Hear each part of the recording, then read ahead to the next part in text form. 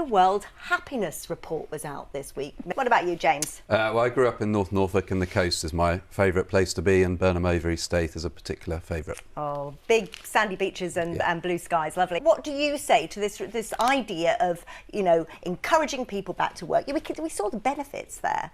Absolutely. We had programmes in government to help people, give them the support they need to move into the workplace. But it didn't work because we've seen the... Well, we have seen more people move in, but the level of spending is unsustainable. It's unfair. It's unfair for taxpayers, and it's unfair for people who are being written off. And I've seen in Norfolk, I'm working with my local job centre with Norfolk County Council and local councils and charities on schemes like Working Well, which gives people additional support, helps employers by funding support within the workforce as well. And those schemes do work, and we need to double down on them. But this is rushed welfare. So the government's doing well, the government's then, following a lot of the measures that we already had in place in the programmes. They've renamed some of them, but the £1 billion of support, that was a programme that Jeremy Hunt put in place, a big back-to-work scheme that we had under the last government. So we were already addressing this, and the government needs to double down and do more. All right. Labour won on a manifesto, for example, on energy bills. They promised everyone across the country a £300 cut in their energy bills. What's happening?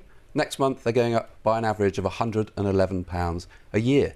And the dogma-driven approach that the Energy Secretary is taking to energy is going to load more costs onto the system. So that's why people feel that Keir Starmer, the other person, gave him 0 out of 10. I think that's probably fair because he has broken those promises. I mean, see, Kemi Badenoch would not say in the House of Commons this week that she would reverse Labour's decision on NI. So one takes from that it's a good idea.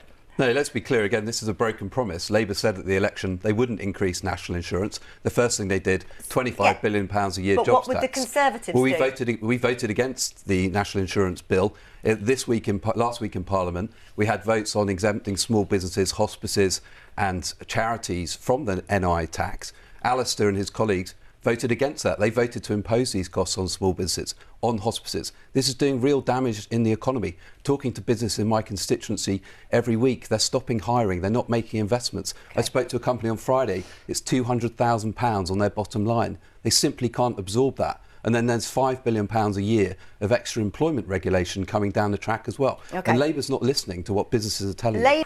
Quick reaction from you, James? Well, the government is, the Bank of England's just halved its growth forecast. I'm not sure what facts Alistair's looking at. But, and doubling down by continuing with this jobs tax is entirely the wrong thing to do. The government needs to listen and change course because we can't James, afford what would you do instead?